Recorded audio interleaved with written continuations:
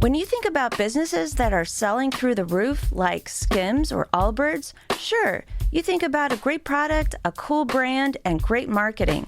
But an often overlooked secret is actually the businesses behind the business, making selling and for shoppers buying simple. For millions of businesses, that business is Shopify. It's home of Shop Pay, the #1 checkout in the world. You can use it to boost conversions up to 50%, meaning way less carts going abandoned and way more sales going through to checkout. Upgrade your business and get the same checkout Allbirds uses. Sign up for your $1 per month trial period at shopify.com/income, all lowercase. Go to shopify.com/income to upgrade your selling today. Shopify.com/income. Who is it? It's me, Vern. I know you're in there listening to the Gen X Grown Up podcast. Who? The Gen X Grown Up podcast, man. If you're going to listen, you should support them on Patreon. Do what? GenXGrownUp.com/Patreon. Show some support, man. They ain't here. I know they're not there, but you're listening to them. Come on, let me in. I want to be a fourth listener, too.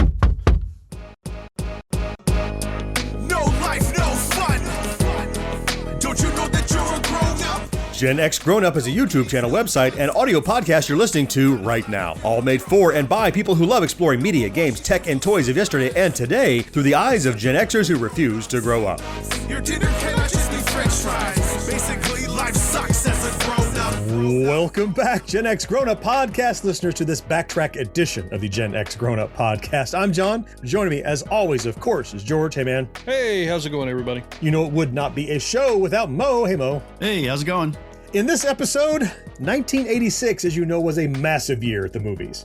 Action heroes were larger than life, comedy was firing on all cylinders, and a few films arrived that would become all-time classics. From fighter jets and wisecracking Aussies to martial arts showdowns and sci-fi horror, the box office was packed with unforgettable hits. So today, we're counting down the 10 highest-grossing films of 1986. The movie's audiences lined up around the block to see, and the ones that helped define the pop culture landscape of the mid-'80s.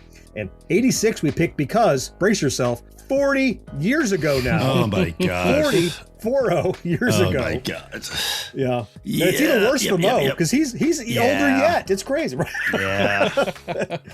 Yeah, I'm feeling it. What did I do the other day? I did a video about something that came out in 96 and realized it was 30 years ago. I'm like, holy Jesus. Oh my God. Oh, it was quite. Yeah, I was looking through bit by bit stuff for the upcoming episode, and they were saying how we get to relive old classics like Pokemon. I'm like, fuck you, Pokemon. That's not a classic. Hell, it is now. Damn. Before we get into talking about those top 10 box office hits of 86, it's time first for some fourth listener email. Now, you can, of course, write in, as I said, via email, or you can message us on YouTube or on Facebook or Patreon or wherever. And this is a message from Steve B., who dropped us a Facebook message in response to our backtrack about Evel Knievel. Oh, that was a bit ago. Yeah. I think we did a rewind maybe a couple months ago, so maybe he picked it up more recently. So here's what Steve had to say. Good morning, gentlemen. Let me see. No, it's to us. It's gentlemen. Okay. Just wanted to say, 1972 here, and I've been a fan of the show for a couple of years and just got done re-listening to the Evel Knievel episode. Great show. Cool. Thank you, Steve. Very cool. Says, I lived in Butte, Montana growing up in the 80s. I went to high school there. I went to church with Linda Knievel and their youngest daughter. Wow. I knew Robert, kind of, sort of. Didn't see him a whole lot. He owned a bar there, but he was a major influence on my motorcycle riding for a while. Ooh, that could be bad. Yeah, right? Yeah, right. Watch out. Don't do what Robbie influence? Yeah. He goes on to say, I had an Evel Knievel bike when I was a kid, and I also had a stunt cycle. Wow. Oh, yeah. Yeah. My dad worked for Anderson Steel, which is the company who built the ramp for the Snake River Canyon jump. Wow. A lot of connections. Furthermore, he says, my dad still has the original blueprints for that ramp. Oh, that's awesome. Wow. I would love to see cool. those. I would love to a see scan. that. Yeah, Steve, if you hear this, take a scan if you can. Get it from your dad. Just to see. I would love to see that. Just to see. Yeah, that'd be neat. Like, did anybody write on the blueprint, this is stupid as hell? This is ignorant. Yeah. This guy's going to die. There's an X. Here's the point of no return. Then we'll never see that guy again, right? He wraps it up by saying, anyways, just wanted to pop in and say hi. I love the show. Keep up the good work and take care. Awesome. Nice. Thank you, Steve. Wonderful. We love that you listened. We love that you enjoyed it. Thanks for sharing your connection to that. I do want to see those blueprints. I'm not kidding. Yeah. I'd love you to share that with us. Yeah, that'd be neat. If you send it to us, we'll find a way to share it to other listeners of the show, too. We'll throw a link for them. So, hey, if you would like your email featured here on the show, like we did with Steve's, it's drop dead easy. Just fire off a note. Well, you can do what Steve did. Hit us up on Facebook or go to YouTube or somewhere, or email us at podcast@GenXGrownUp.com. We read every single one, we promise. And most of them, like Steve's, will eventually make the show. All right, it's time to get what did you call it in the tease last week, George? The fake butter popcorn? Stale. The stale, yeah. The not really stale butter. Popcorn, fake butter, yeah. Fake butter. It was fake butter. That's exactly. We're going to get our snacks and head to the theater of 1986 top box office hits. We'll be right back. You're listening to Gen X Grown Up. But if you have a friend who's not yet listening, why not? Tell them about us. They'll thank you later. Meet Mr. Stone. He wanted to kill Mrs. Stone. My only regret, Carol, is that the plan isn't more violent. Until something wonderful happened. Mr. Stone, we have kidnapped your wife. Imagine someone demanding money from me to keep Barbara alive. Idiots! Now he's doing everything inhumanly possible so she'll never come back. Don't you consider throwing a body off a cliff in the dead of night violent? No, she'll be unconscious. He's going to pay. He's going to pay. Fat chance. I'm going to drop the price to $10,000. I'm being marked down. We were saying before the show, man, this is going to be an easy show to record. It's just talking about 10 of the best damn movies that we ever saw in our lives. It's great. But it's not just our opinion, right? So once again, we tasked George with filling out the list whenever we have statistics on anything and a chart. It wasn't a pick list. This is based on some real things. And the good news is George loves movies. Mm-hmm. George loves spreadsheets. George loves money. So it's really the major trilogy of everything George loves. Would you share with us what your criteria is and kind of how you got this ready for us? Yeah. If the movie was released in 1986 and it was in the top 10, it made the list. What the fuck? It's in the title. What are you asking? Pretty straightforward. No, but it wasn't very difficult. I mean, there's plenty of places. I'm sure I pulled this out of Wikipedia or something like that. The only caveat that I'll say is I didn't remember, because I pulled these stats a little while ago. I don't remember if this box office number is U.S. domestic or worldwide. And I went back and took a look right now on a couple of the Wikipedia pages, and they don't even say on these, they just say box office. So if I did a little bit more digging, I could tell you. But for right now, we'll just say box office and leave it at that. And we can start whenever you're ready, because these are 10 movies that, if we chose any single movie, we could do an entire podcast, maybe multiple podcasts on them, save maybe one on the list. There's one on the list that it's one of these Sesame Streets, this thing is not like the others, in my opinion.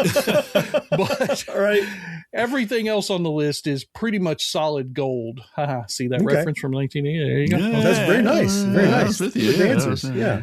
I want to jump off with number 10.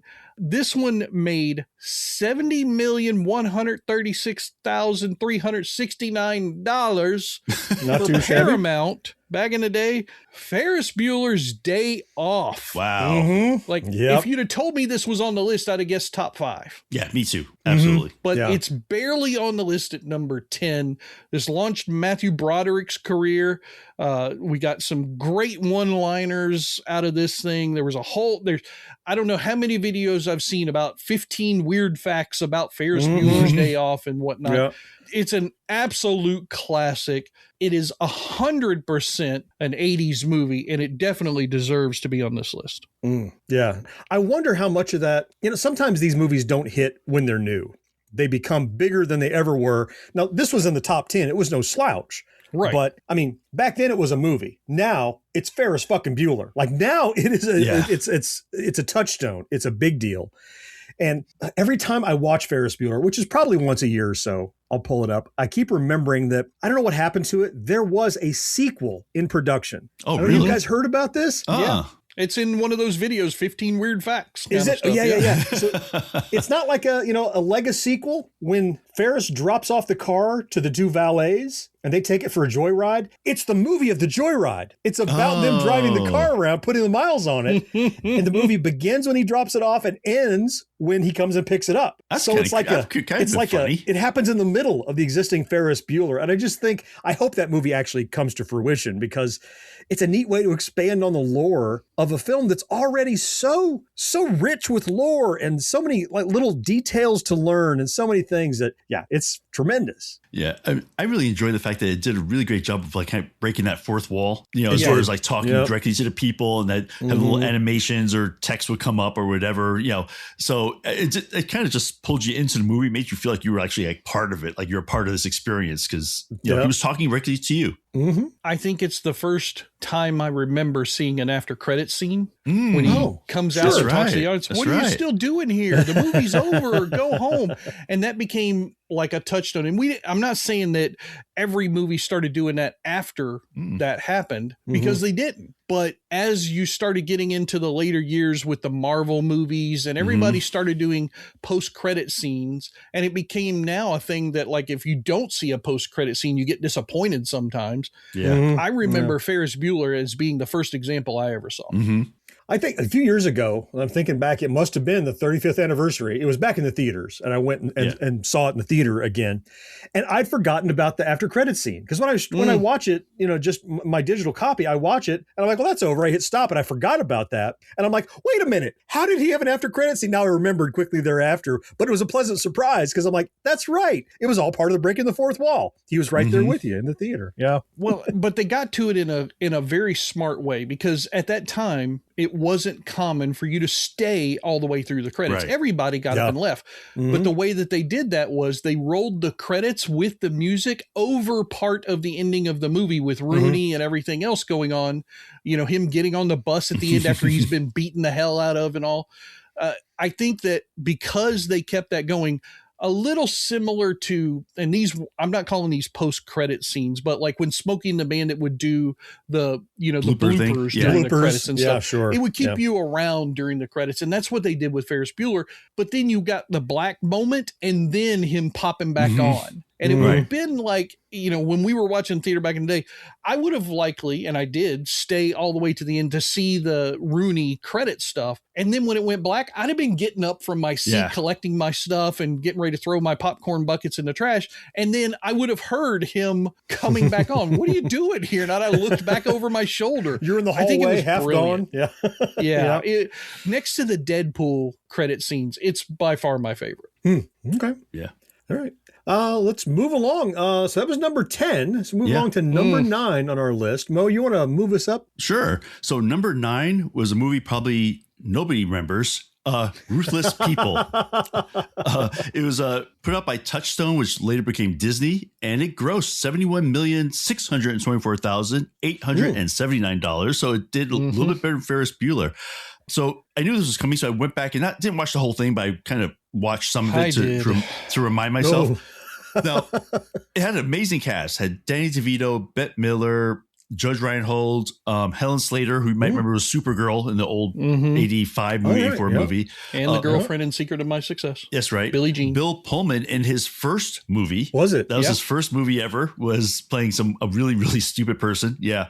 And the whole premise is that Danny DeVito and Bette Midler are married. He hates her. He only married her for her money. She gets kidnapped. And so he's happy because he was going to kill her. So now he doesn't have to kill her. Okay. It's coming back to me. It's coming back to me. Yeah. So he's thrilled. So he tells the kidnappers, and it's funny because we want 500,000, which today everyone's like, really? We want 500,000. And he's like, no, that's too much. And they're like, what do you mean? He's like, no, she's not worth that. I watched it. It doesn't hold up well, in my opinion, but I don't know. No. This may be the most 80s visual movie. Oh, yeah, for in sure. the list. Every trope of 1980s design is in this movie, from the outfits to the set decorations to the furniture. it's god awful. Like if Miami Vice got drunk and threw up all over your living room, that's what they designed in this movie. But I did watch the entire thing, Mo, so I subjected myself a little bit more than you did. The first half of the movie, god-awful premise, god-awful writing, decent acting, but I don't know how much more they could have done with it. Yeah. Yeah. Mm-hmm. But toward the end, there's a few weird little twists in the character motivations that turn the movie into a triumph feel-good movie at the end. It's sort of kind of. And it's still not good. It's just damn. It's not worth your time. Even the weird walking along the beach into the sunset moment at the end of the film is not good in and of itself. Like it's the worst version of that kind of thing. Wow. You know, even though you both shit on this movie, I kind of want to, I remember liking Danny DeVito in it. Like I almost want to go back just for that. It's funny because, you know, after watching the clips and stuff, I'm sitting there, I'm like, wow, this was really number 9. And so I dug up some movie reviews of it. Oh, okay. All the critics loved this movie. Siskel and Ebert both liked this movie. 2 thumbs up. And okay, so part of that, when I saw that, I said, let me relook at this, think about this from 80s eyes, from 1980s eyes. And it probably, like some of the stuff, like the things that were like super 80s, I probably wouldn't even have noticed were super 80s because we were living in the middle of it. You know, it was just, it was what it was, you know? But now looking back on it, I'm like, wow, fashion really sucked back then. I mean, just some of the plot lines. I mean, Bette Midler's character is kidnapped. And then the first scene, when they bring her into the house, they've got a sack all the way over her body. She rips through the sack and starts choking them and all this stuff. And then they put on these dumb little masks to hide their identities. And in the very next scene that they're with her, they're not wearing their mask. And there's no explanation as to why. Yeah. Kind of slapstick. Yeah. It's just... It's not good, even from 80s eyes. I think the reason why it might have gotten decent reviews is because of the cast. I would bet that people like Siskel and Ebert with their thumbs up their asses back then probably wouldn't have even bothered really watching the movie and just said, oh, it's a tour de force for these, you know, illustrious, outstanding actors who are in their prime in the day and some of them on the rise, you know, but it just, it's not good. There's no part of it that's good. The only thing, if I had to pick, I like Bette Midler probably the best of all the characters in it. But she's great. If I had to pick one, just because, I mean, honestly, even her character, I thought she did a pretty good job with her character, but everybody else was just so I don't know. It was so surface level. Yeah, exactly. So surface exactly. level. Like she's the only one that had any depth. DeVito was almost the same character as Throw Mama from the Train. The same kind of like, I don't care about someone. I'm a little bit soured kind of. And DeVito plays that pretty well, doesn't he? Yeah, he does. But he was way over the top. If you took that character from Throw Mama the Train and then mixed it with the character from Taxi. Really? Okay. Yeah, because he's just mean-spirited and angry and not vengeful. A good person. Yeah, there's no goodness to him at all, which is why he can't be part of the good story at the end. Yeah. Oh, okay. Yeah. All right. Well, hey, that'll get us started. But stick around. We can get back from the break. The movies are getting better, and the payoff in the box office is getting bigger, too. We'll be right back. This episode is brought to you by Indeed. Stop waiting around for the perfect candidate. Instead, use Indeed sponsored jobs to find the right people with the right skills fast. It's a simple way to make sure your listing is the first candidates see. According to Indeed data, sponsored jobs have 4 times more applicants than non-sponsored jobs. So go build your dream team today with Indeed. Get a $75 sponsored job credit at Indeed.com/podcast. Terms and conditions apply.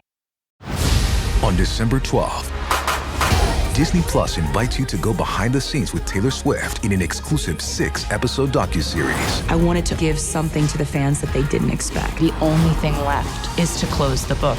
The end of an era. And don't miss Taylor Swift, The Eras Tour, the final show, featuring for the first time the Tortured Poets Department. Streaming December 12th, only on Disney Plus. Be sure to subscribe to or follow Gen X Grown Up wherever you listen. And while you're there, rate and review the show too. It helps more than you know. Guess who's getting some class? I'm going to college. Rodney Dangerfield's going back to school. That's what I call Marine biology. Hey, boys, here's a couple of pens in case you learn how to write, okay? When I used to dream about going to college, this is the way I always pictured it. Wait a minute, when did you dream about going to college? When I used to fall asleep in high school. Here's a book on sex education. Let me see that. The world's oldest living freshman. Well, they left out the most important thing. Where to get it. Say it! Good teacher. He really seems to care. About what, I have no idea. All right, let's jump into the next set of movies. So we're going into, these are all pretty amazing. So we're getting into number 8.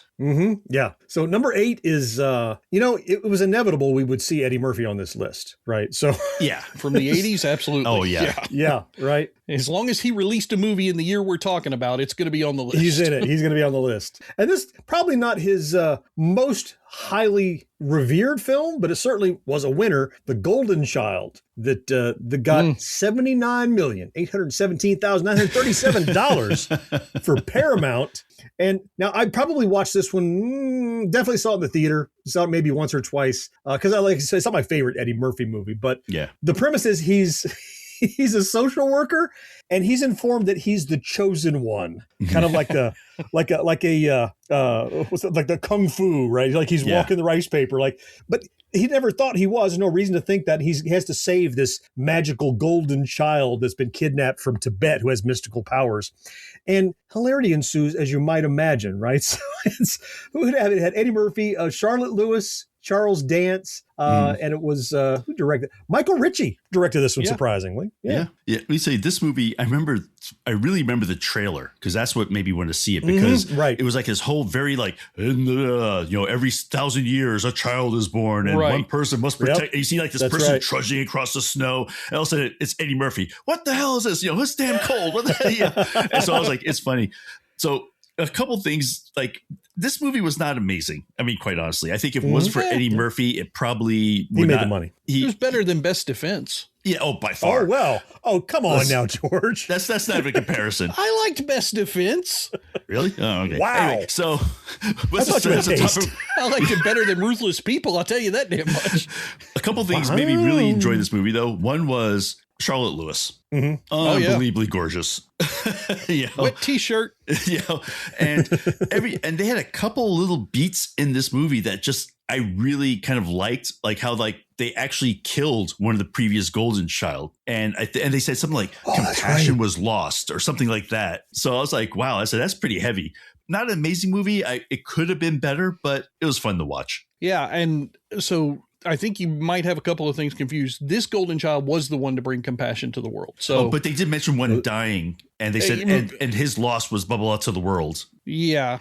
So the thing that I remember most, of course, Charlotte Lewis, Eddie Murphy. There's 2 character actors in this movie who were placed very well in 80s films for character roles. One of them was a former boxer, Randall Tex Cobb.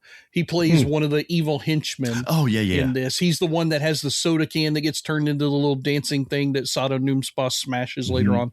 And then the guy who played Egg Shin in Big Trouble Little China plays the leader of the Buddhist kind of thing. And he has this beautifully fun interactive moment when he first meets Eddie Murphy in Kathmandu, and he pretends like he can't speak. He steals money from Eddie Murphy, gives him this crappy little medallion that he hates that ends up saving his life later on. It was such a funny little moment because he's sitting there and he's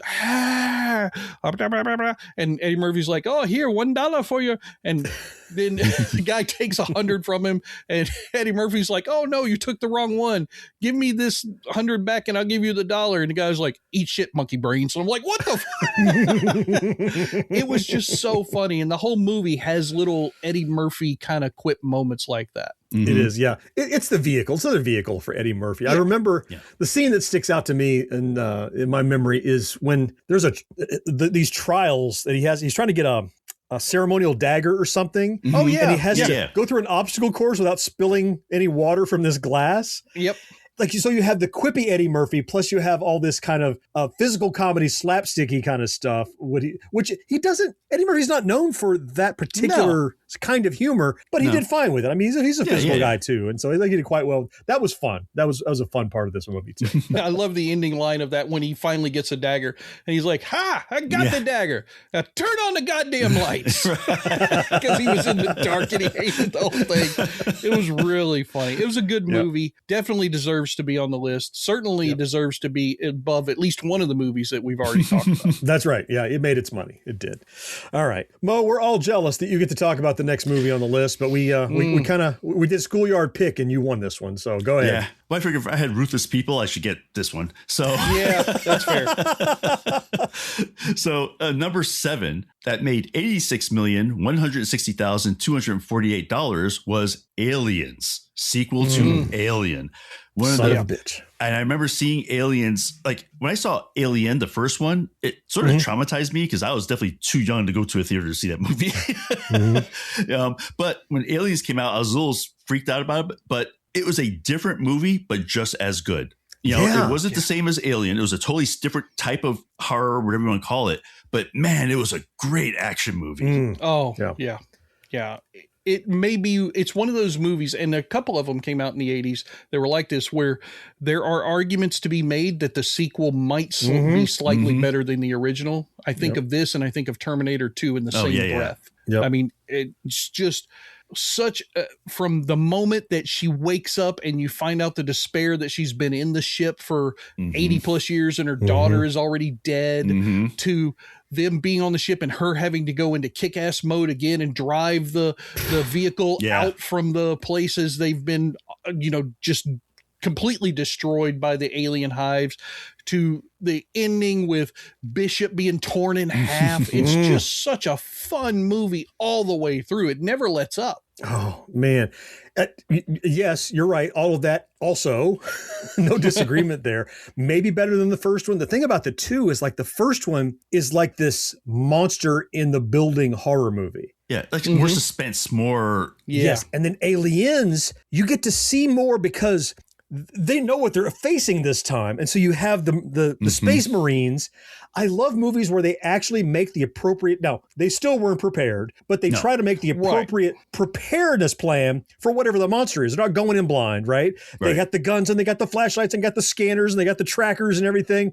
They still get their asses whipped, but it's such a different kind of approach to the same thing. It's almost a different genre. Yeah. And I think that's why I think of, like you said, George, this one is better. It's not, I think it is objectively better, but maybe it's subjectively better as well because it doesn't retread the same ground. It's like, the things we know about the first one. Here's an entirely different movie in that universe, following the same rules with some other people working on it. It's great. It's awesome. Yeah. If you haven't had the opportunity to see the uncut version, the director's cut, I 100% recommend you go back, rewatch it because it flushes out so much. That it explains so much about why Ripley was so, attached to the little girl, like how the little girl got there. I mean, it did a great job on that. And I just loved, like, the thing that got me the most is like how the Marines themselves, that's why I kind of pictured a future Marine looking like the guys with the big guns with the harness that they needed to carry it around and stuff like that. I was watching a making of, like, all the weapons they actually had like authentic weight to them, the actual weight, because they wanted them to like be lugging these things around and feel like they're carrying something heavy. And the best part was like when they realized that they got their asses kicked, the guy's like, "We're getting the hell out of here." I mean, they couldn't, but the fact that they went that way, he's like, "You should." Yeah, he's like, "Yeah, we're done. We're getting the hell out of here. We lost this one." I was like, "Wow, that's like not the gung ho. We got to do this thing that you usually expect from that kind of movie." No, it turns into a survival tale at that point, just like the first movie did, right? I mean, it was. I think they did a great job with it. What sticks out for me is, again, all the different character actors that were prominent in films in the 80s, but you talked about the authenticity of what you thought a Marine would look like. Even though I don't think very many of the other Alien sequels after this were as successful with world building. I think this movie is the main reason why we get the really good series that we got last year. Sure. Oh, yes. He builds Because off it. this one is what their touchstone was to go back to. They could go back to Alien, and it had a lot of great stuff in it. But I think Aliens informed the TV series far more than anything else did in the franchise. Yeah, I agree. You ever mistaken for a man? No. Do you? Yeah, great line. That's a great line. The one thing I definitely remember seeing this in the theater, this is in the theater in New York, when Paul Reiser's character, like at the end when they realize that he's a traitor and he runs off, when the door opens and it's Alien, the crowd went nuts in the theater. We started applauding for the alien. We're like, eat his ass, eat his ass. And the only time we went for the alien the entire movie. He's worse than the alien. Get him. Corporate dick, get him. Oh, man. So that takes number 7. George, what's next on the list? Yeah. Number 6, Orion Pictures, $91,258,000.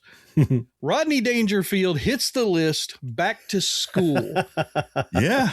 By far the best Rodney Dangerfield movie, in my opinion. More than Caddyshack? That's not a Rodney Dangerfield movie. Okay. Oh, you meant a starring role. Starring role. Okay, gotcha. Okay, I'm with you. I'm with you. Okay. That's a movie that's made up of a bunch of different people that he's in. Yeah. Okay. But this is by far the best Rodney Dangerfield starring vehicle. I might be with you there. He plays an aging, I guess, clothing guy, tall and fat, or big and fat, whatever it is. Yeah. He's become this multimillionaire. His son is in college, but he's disenfranchised, doesn't really like the experience, hates corporate America, blah, blah, blah, blah, blah, all that kind of stuff. It's got an off-putting role with Robert Downey Jr. in it. Like he's not central to the story, but he's got a good little piece in this. And then you have this horrible teacher that's out to get him because he's in love with this other teacher that teacher wants. And you got this whole love romance. Adrienne Barbeau played a really weird character in it, that she was married to him and hated him, but was with him because of his money. His son plays is a good character actor in there. But I think everybody remembers one thing and one thing only from the movie, and that's the triple ending. At the end of this movie, Rodney Dangerfield's stunt double with the pregnant belly doing this triple platform dive into the pool for the win at the end. Oh man, it's so much 80s goodness and fun and just lighthearted. I mean, just awesome. Yeah. So you mentioned the one thing people remember, the triple Indy. And of course, you're right. But there's a close second for me. And that's because my favorite up and rising comic at the time, I figured Sam you were going to go Kinison, there. had a role in this. And he was just basically being Sam Kinison. Right. Just screaming the top of his lungs at people. Pussies like you. Now he was. So we lost Sam Kinison far too soon in an automobile accident. He had all of his demons and everything, but he was one of those rare, like amazing, singular talents that you just didn't see. He did comedy in a way that nobody else was doing it, or if they tried, they didn't pull it off. And they said, you know what? Just do what you do in this movie. And he did. Yeah. And it was stellar. Yes, it was amazing. Did you guys know that William Zabka was in this? Yeah, he's the bad guy. Yeah, he's the bad guy, which I had totally forgotten about this. Yeah. Yep. This is definitely one of those movies, though, that I went and I was like, okay, I was expecting, I guess, more of a Caddyshacky kind of, that's what my brain was expecting. Yeah. But I was like, this movie actually has a lot more to it than that. I mean, I was surprised that this movie actually had a lot more going for it than that. Like the relationship with Dangerfield and his son was like, I felt like that was like a real relationship. Like he cared for his son. Heart. Yeah, exactly. It had a lot more heart to it. It wasn't just jokes the entire time. Although, like I said, there were plenty of jokes, but I just love his dorm room. That was the best part for me. It's like when they finally get to their dorm rooms and they open it up and it's all one huge room. It was everything. Yep. He's like, how are we going to let a student like you in? And also you see the new business the new business building for the blah, blah, blah. And don't forget, I mean, we get an appearance by Oingo Boingo. Yes, right. That's right. Danny Elfman's in there. They play a party in this one. And Burt Young, Rocky's, brother-in-law. Oh, yes. He plays the heavy driver who he has some fun scenes in the bar fight that are very, very hilarious. I love that stuff. And Robert Picardo, who was a big character actor back then before he got his fame in Star Trek Voyager, he was in everything anyway. It's not surprising that he's there, but I mean, and Kurt Vonnegut did a cameo as himself. Yeah, he does as himself. And they write the paper. This person doesn't understand Kurt Vonnegut at all. And that's Sally Kellerman from MASH. That's right. Yeah, that's right. I mean, just like one of those casts that sneaks up on you. Like you're like, oh, I know that. Oh, I recognize that person. They're not A-list, but not they yet. snuck up on, and they were all outstanding. Yeah, yes. It's one of those. It's like watching old Twilight Zone episodes. You're like, holy crap, look who's in this. You go back and watch Back to School. You're like, look who's in this. All these people who went on to have great careers. Yeah. Where are we at? Are we halfway through? Made it to the halfway point. Yeah. Wow. Okay. So it keeps getting bigger from here. The money's going up. We're getting into 9 digits. Top 5 coming back right after this break. Each episode of Gen X Grown Up has show notes loaded with links where you can learn more about our topics. And there's even more to see and hear over at GenXGrownUp.com. He is quicker. Rule number 1, karate for defense only. He is wiser. Rule number 2, fast learn rule number 1. He is stronger. Miyagi taught him well. Secret of Miyagi family karate. I don't get it. Practice, you will. Can you break a log like that? Don't know. Never been attacked by tree. All right, time to break into the top half of this list, and the podcast is running long, so I don't know what the hell we're going to do. We're just going to have a long podcast because I'm not going to cut any time from anything I'm going to say, and I'm sure you guys aren't either. John, the next movie up on the list is one that's yours, and it's near and dear to both our hearts. Yeah, you're right. We all have things to say. These 10 movies, we all have things to say about them. That's just how it's going to be. Yeah. I mentioned we're getting into 9 digits. So Back to School, just a second ago, was 91 million. This is $109,713,000. Wait, how much at the end? You didn't finish out the money. Sorry, $132 on the end there. Yeah, I was rounding. Sorry, I ran this down. I might have been one of those $132. Exactly. Maybe. It could have been my $4 or $5. Right. Yeah. This is, in fact, the one with the whales, y'all. It is Paramount Productions' Star Trek IV, The Voyage Home, directed by Leonard Nimoy. Now, this is one of those that, like, he wanted to die in The Wrath of Khan, and he did, but then they talked him into coming back. And part of the coming back was he wants to direct. And they're like, okay, we're going to be directing the 4th one. So the great thing about Star Trek IV is you don't have to be a Star Trek dork to love this movie. Some Star Trek movies you kind of do. Motion picture, you kind of got to want to be there because it's a little bit of a drag because it's V'ger Enterprise porn for 20 minutes as if the fly arounds and stuff. But what Leonard Nimoy did with this 4th film in the movie franchise of the original cast is he found a way to put so much heart into it because they travel back in time. The whole deal is there's this giant danger that, if you haven't watched it, I don't want to spoil it. Go back. There's this giant danger in the 24th century. Well, okay. I don't know. And they realize the thing it wants, it comes to Earth and it's looking for something it can't find. And they turned out it's whale song, but all the whales are dead. So the solution is one particular type of whale. Yes. Yep. To get these whales, you can't make them now. And I don't know, I guess they didn't have Jurassic Park technology where they could just make them.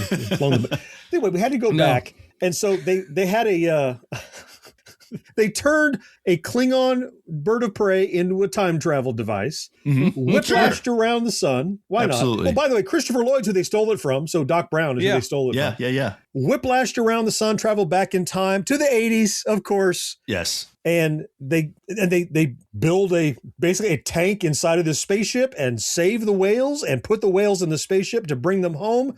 It's got the heart of saving the planet by whales. It's not us that does it. It's the whales. It has the heart of these characters living in our era. That's very interesting and something that is a very easy entry point for someone that doesn't know Star Trek and get to know these characters. Everybody remember where we parked when it's closed. It's closed and they have to drop in. It's just all around a good film that happens to be a sci-fi and Star Trek film on top of that. After getting married, and having been married now for a long time, one of the things that I just find ironic for me personally, for nobody else, the two whales, they decided to bring them back, a male and a female whale, to the future to repopulate the species. I know where you're going. Right? Right. The two whales are named George and Gracie. And my name is George and my wife's name is Grace. So I always, every time I watch this movie, that hits a little bit different for me, which is fun. There's a lot of great one-liners in this. There's the transparent aluminum. There's Scotty talking to the mouse with the Apple Mac. That's right. There's a little too much LDS, and there's the guy on the bus who won't turn his radio down, and Spock has to nerve pinch him into. Yeah, I mean, there's so many little moments and a lot of great ad-lib stuff from DeForest Kelley in this that gets not as much notoriety. Like there's a scene where it talks about, everybody, let's be safe. And DeForest Kelley is like indignant that they didn't include him in that. And he's like, oh, we will. Just little things that are brilliant that Leonard Nimoy as a director allowed to happen. Yeah. They did a great job with the budget. They had a lot of interesting set design that they had to deal with on this. With the Klingon ship and the tank and the whale puppet things. Remember, John, the documentary, they actually built these like remote controlled, like 1/6 scale whales that they would shoot some of the underwater scenes. Right, you shot with. them at high speed so that when they played normal speed, they had the mass. They moved slowly and had the mass. Yep. Yeah, really clever. It's just such a great production all the way around. By far one of the better Star Trek films. It's an even numbered film, so it's good. That's kind of the Star Trek mythos. It's a close second in my heart next to Wrath of Khan. What I really enjoyed about this is that it didn't take itself too seriously. Right. Like, they allowed humor into it, which the other ones had no humor. Like this one had but real not humor goofy. to it. Not No. goofy It didn't seem out of place. It seemed like, when DeForest Kelley's walking through the hospital, I'm going for Dallas. It's like, we're just barbarians. He gives her a couple pills and she cures her. Doctor gave me a pill. He cured my kidney. Doctor gave me a pill. I grew a new kidney. Right. And also it was a time where you saw that original crew again. In its entirety, pretty much like intact. I think there's only one person who was missing, if I remember correctly, right? Was Sulu missing from that one, or was he there? It's been a while since I've seen it. Okay, so all of them are there. Okay, so they're all there. Yeah, they're all there. And you got to get. And I still remember the part at the end though, when the doctor that comes from the past comes with him. Yeah, Kirk is doing his whole, No. Carol Marcus is different movie. Different movie. Sorry. But when Kirk's doing the whole like, hey, being Kirk, right, with the female, and she's like, yeah whatever, I'll call you, and just sort of blows him off. Oh, you're from outer space. No, I'm from Iowa. I only work in outer space. But no, it's just definitely one that was just a joy to watch. Yeah. It still absolutely. Still is fun. And still, we got 70 show Kurtwood Smith as the president. Nobody recognizes him in this movie. Really? But he was there. Yeah, he is. He's there. Oh my goodness. I don't want to break it, George, but it was actually George Burns and Gracie Allen. But I like your connection to it even better. Yeah, I know where they came up with it. I know you knew, just in case listeners didn't know. How'd they name it after George and his wife? That's amazing. Yes. So, oh man. Let's see. Let's move it along, Mo. You've got number 4, the next one on the list. Another good one. I mean, they're all good. I mean, really, I wouldn't complain about any of these, but I'm glad I landed on this one. So coming in at number 4 at $115,103,979, The Karate Kid Part 2.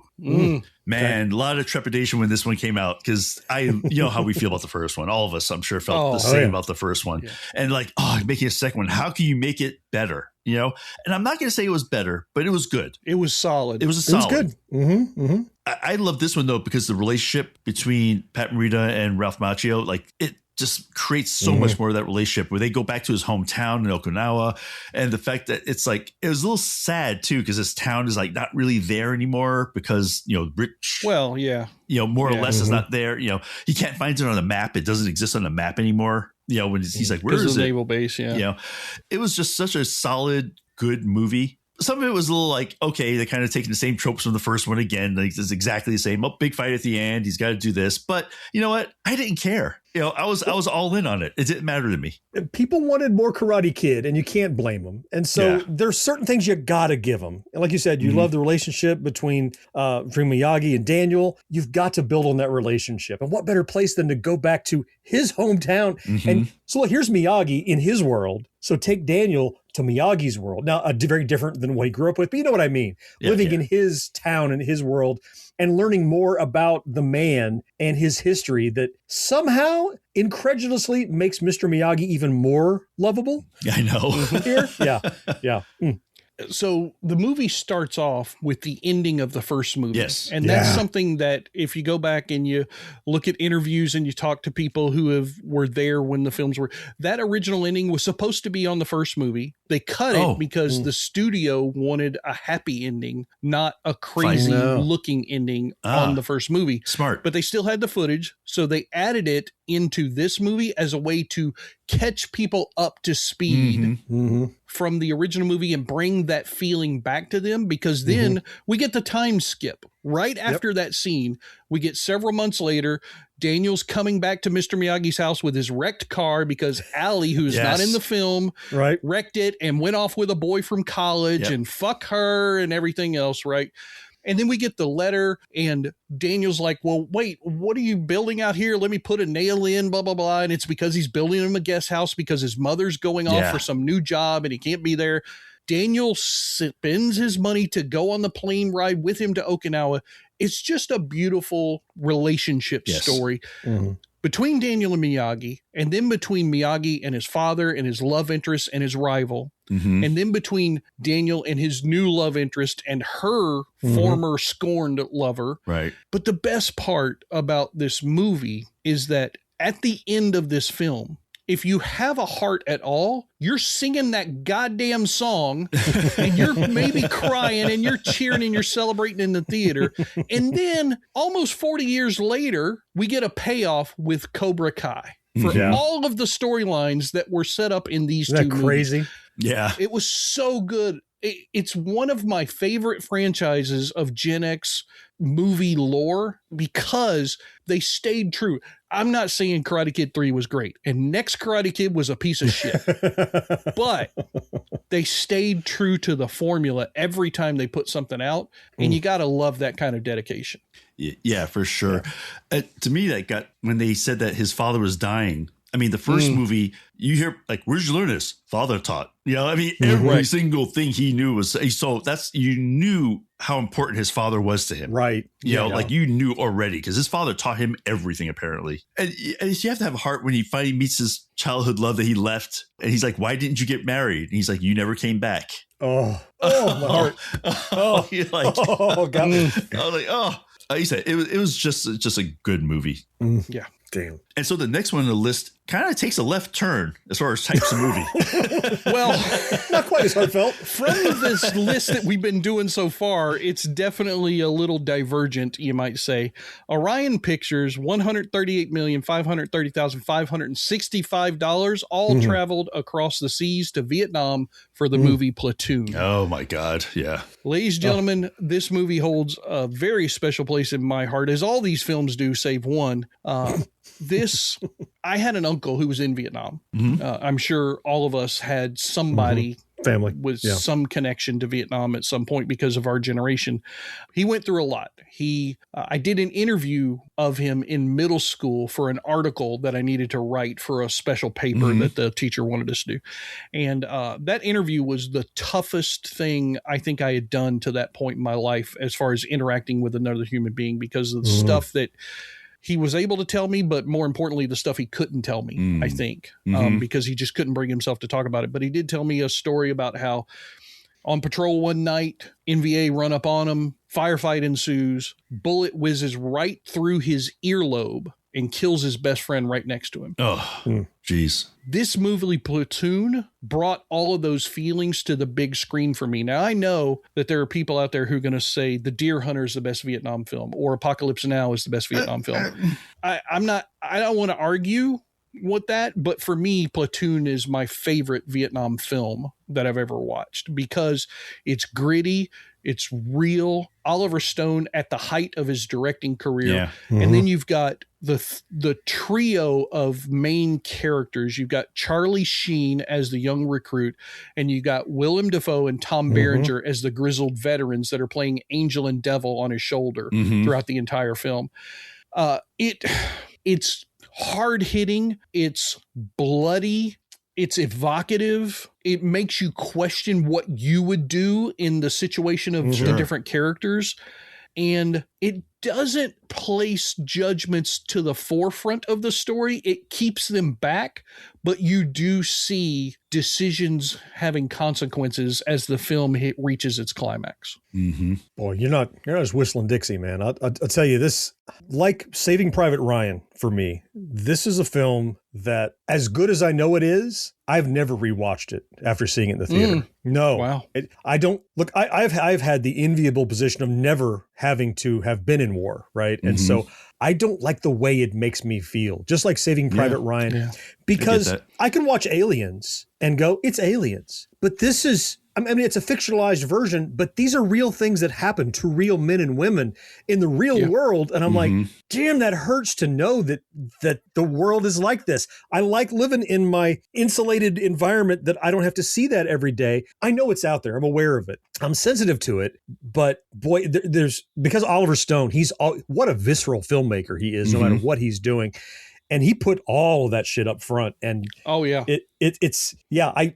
watched it once, right? So I don't have a lot of detail to reflect on. I remember the performances were amazing, but I just remember the feeling in the pit of my stomach all the way through it. I'm like, oh my God, really? Oh my God. Like, I'd heard war is bad, but that was probably, this film was what made me go, oh, now I get it. When you say bad, you meant this. Oh, damn. Right. Yeah. Yeah, for sure. It was definitely, like you said, it just hit you. It made me very glad I never had to experience it. Right. Like, I am grateful that I was fortunate enough not to have to experience this. Right. But it had so many just like scenes that just stuck with me afterwards. Like when Willem Dafoe's running for the helicopter, that, after they think he's dead. The iconic poster scene. Oh my God. Just the fact that they're above and you see him running and you see just dozens of people chasing after him, and it's hopeless. Like, there's just no way they're going to be able to save him. And just so many of those moments, and just the I can't even do it. And Tom Berenger just knocked it out of the park with his character. I mean, you admire him at the beginning of the movie because he's like the soldier everyone wants to be, and then you realize what kind of person he actually is. You're like, oh my God, I don't like him at all anymore. And I thought he did a great job of that. That's what the world did to him. Yep. Yeah. I mean, you had so many iconic performances and such great character studies and so many great scenes. I know, John, you've only seen it once. I've seen this movie. I probably watch it twice a year just because I see it pop up in my Plex recommendation. I'm like, well, shit, I got to watch it. Just because I feel like I'm paying homage to everybody who worked on the film, plus everybody who experienced it in real life by watching the movie and trying to share in the experience through some minute way. You've got scenes with Forrest Whitaker in this. Everybody forgets, he was in this movie in a couple of scenes. You've got like characters being captured and then mutilated, then you find them later on, like Manny. Characters, finding improvised explosive devices and losing limbs and whatnot. Johnny Depp is in a small role in this film. There's so many different people, but I want to kind of end this on at least a small, positive, uplifting note before we move on to the next section. There's one character in this who's played by an actor. The character's name is Francis, and he's kind of the other green noob guy that kind of makes it through the film. It's played by Corey Glover. I'm just curious, do you guys know who Corey Glover is and what he became famous for after this movie? I don't know. He is the lead singer of Living Color. Is that right? Cult of Personality. Yes, that song that was crazy popular and is still an anthem to this day for a lot of fans.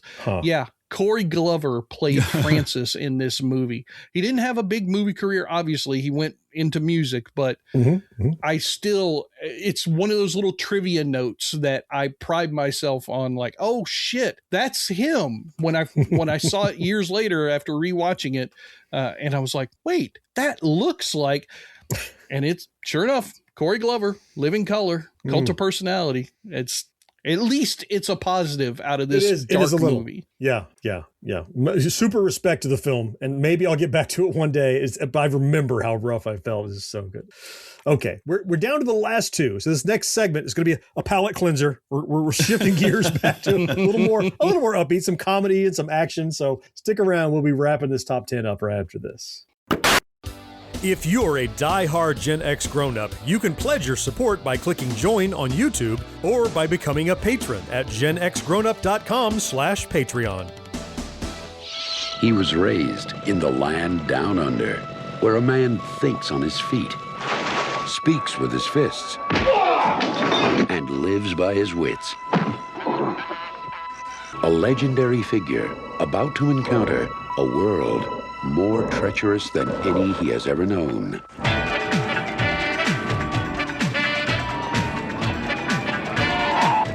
G'day. Big Dundee from Australia. How are you? I'm fine. How are you? Just came down for a couple of days. Probably see you around. We're wrapping up the list. 1986 top box office earners here. We have run through the emotional spectrum, working our way up to this. We're up to the number 2 now. Mo, why don't you jump us into that? Oh, absolutely. Number 2 movie making $174,803,506, which I guess that's probably my part of it. It was a 6. That was your 6. Yeah, that was it. Was Crocodile Dundee by Paramount Pictures. There you go. That's not a knife. Yeah. This is a knife. This movie was, I think, one of those lightning in a bottle. I think they had everything perfect to make this movie. That's at right. The right people, right places. I kind of wish they stopped after this one. Yep.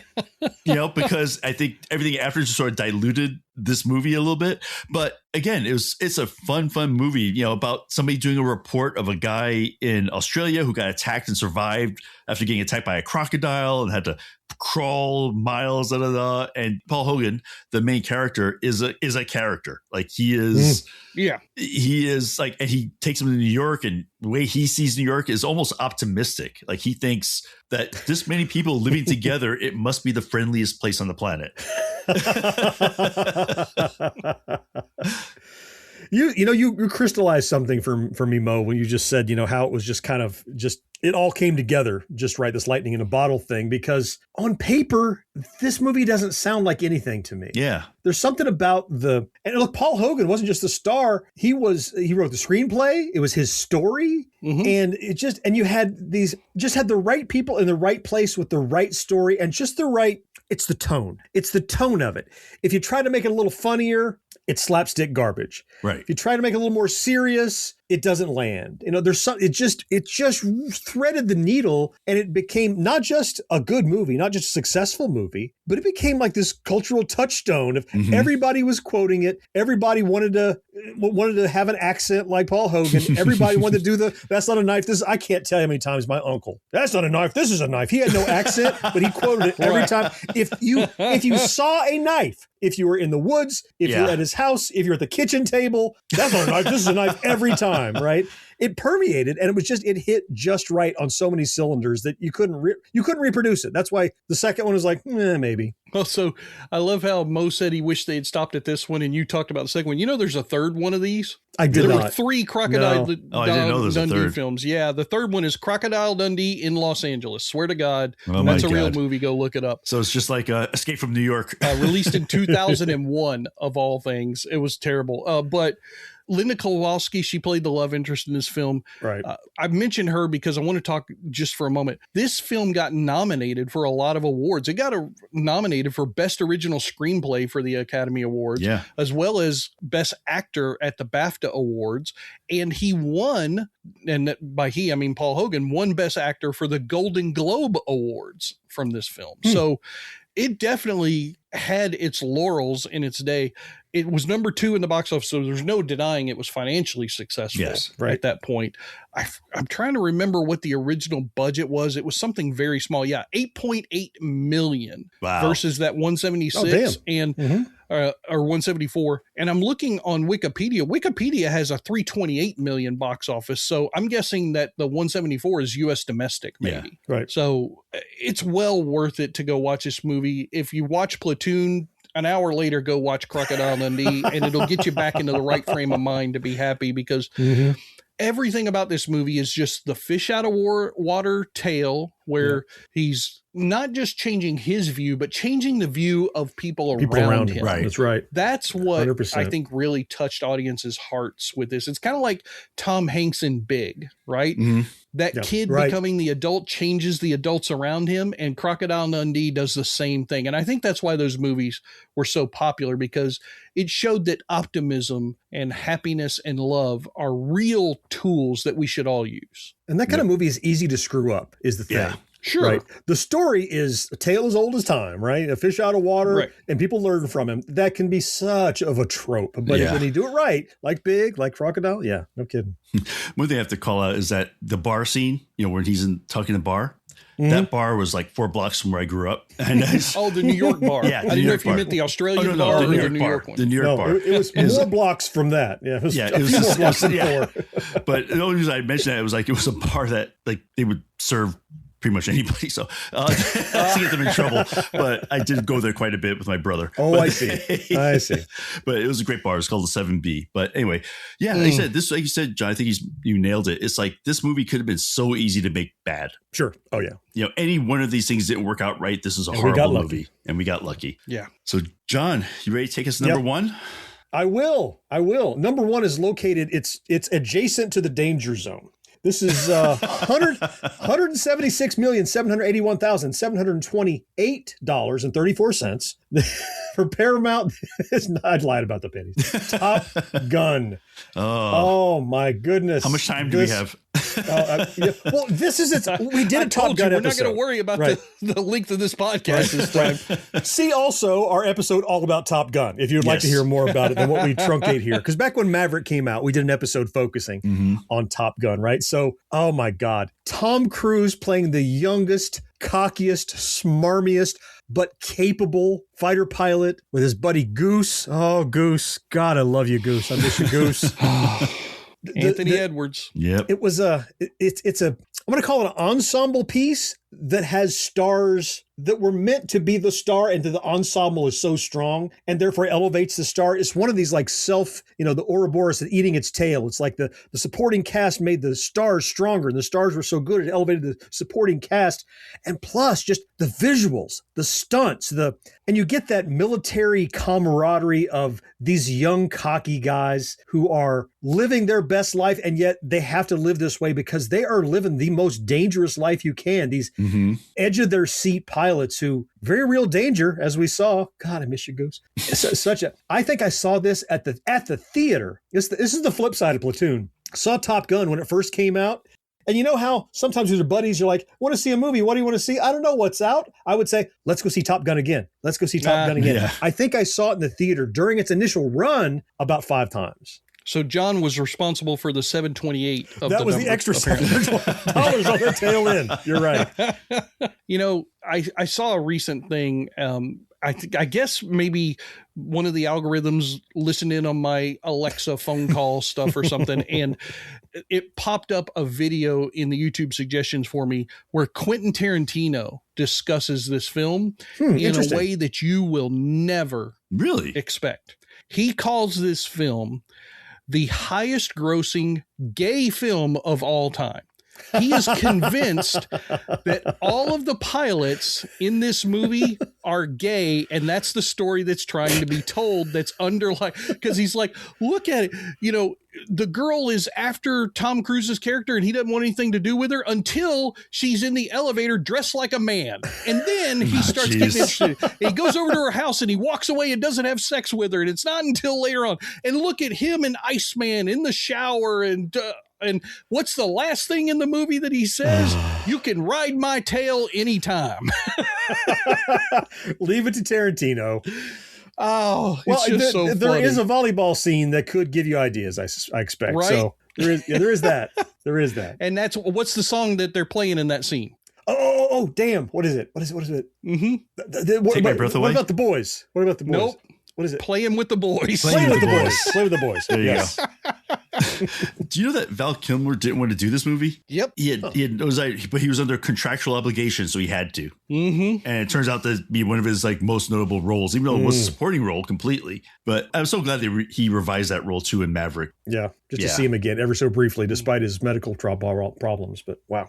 And they wove his medical problems into that the story to pay respect to him. Yeah, that was so beautiful. I mean, the movie Maverick, and we talked about this when we did the Top Gun retrospective. To me, it may be the best like decade separated sequel I've ever seen. Oh yeah, because it wasn't like they didn't do it just a couple of years like they did with Aliens after Aliens. 4 years later, right? I mean, you can tell that Cruise himself loved that movie so much. I know he was a driving force why the sequel never got made, because he didn't want it to be done badly. Right, just a money grab. They all kept trying to get it to be made because it was obviously $176 million. They want a sequel. How many movies have $176 million box office in that day and age 86. and don't get a sequel until 40 years later? Yeah. This is the only one I know of. Everything. Hell, Ruthless People 2 was probably on somebody's drafting table at some point. I'm having to look it up because it probably exists. Don't do it. Don't hit yourself, Mo. Don't want to know. Oh my God. But this was such a beautiful, this is the best movie of 1986 when it comes to Gen X nostalgia films. They got my money many times over. Yeah. How many times have you said, I feel the need? The need. Mm-hmm. There you go. Oh my God. All right. Okay. Hey, we're a little bit over. So look, before our listener loses that love and feeling, let's go ahead and wrap up this episode. Oh, one more. I got one more in. Yeah. These are all great films. As I said, many could be their entire episode. A couple have already been their entire episode. Go back in the catalog and check it out. And I expect more will make their way. Now the front of our brain will go, how about we do blah, blah, blah. George is he put Ruthless People on the wish list. He wants to do a whole episode. Yeah, I absolutely did. Before I leave you, I want to thank I want to thank another one of those insane upgrade people over on Patreon. This happens so regularly to us. I can't believe how generous our supporters are. Brian D has been a supporter for a long time, and he's already getting benefits. And he said, I just want to support you a little more. He logged into GenXGrownUp.com/Patreon to his account and said, let me boost to the next level. I want to support you even more. I can't tell you what that means to all of us to know that it's not like you went from, I don't want to support you to I do. It's from, I want to support you and I want to support you more. Brian, thank you so much. Fourth listener, if you're not already a supporter, we desperately would love for you to be. We desperately need you to keep this all going. It keeps the lights on, keeps us motivated to keep getting these shows out to you. And recently, by the way, if you log in to GenXGrownUp.com/Patreon and you sign up at that $5 level or above, you're going to get these podcasts advertisement free right there on Patreon, which is an extra little bonus. Yeah. So hey, if you love the show, there's one more thing we can offer you for helping us out. We sure are grateful for that. That's going to wrap it up for this backtrack. These films. I got to go watch some stuff. I know. Hey, don't you worry. We'll be back in a couple of weeks with another backtrack. Next week is the standard edition of our show. Until then, I am John. George, thank you so much for being here, man. Yes, sir. Mo, I appreciate you, sir. Always fun, man. And fourth listener, it's you we all appreciate most of all, though. We can't wait to talk to you again next time. Bye-bye. See you guys. Take care, everybody. No life, no fun. Don't you know that you're a grown-up? Gen X Grown Up is a member of the Evergreen Podcast family. Learn more at evergreenpodcasts.com. Watching shows till sunrise. Unacceptable for grown-ups. Your dinner cannot just be french fries. Basically, life sucks as a grown-up. You forgot to say bye-bye and it threw me off. Yeah. Oh, bye-bye. I'll put it back in the beginning. I'm good on the promo. I was just about to accuse you of dozing off, and I realized I forgot to say bye-bye. Yeah, I was like, where's the prompt? Yeah, because sometimes you're reading the teas already, and you once in a while that'll happen. But okay, speaking of teas, you guys good? Yeah. Yeah, we said it. I missed it. Sorry, I was dozing off. In 5, 4, 3.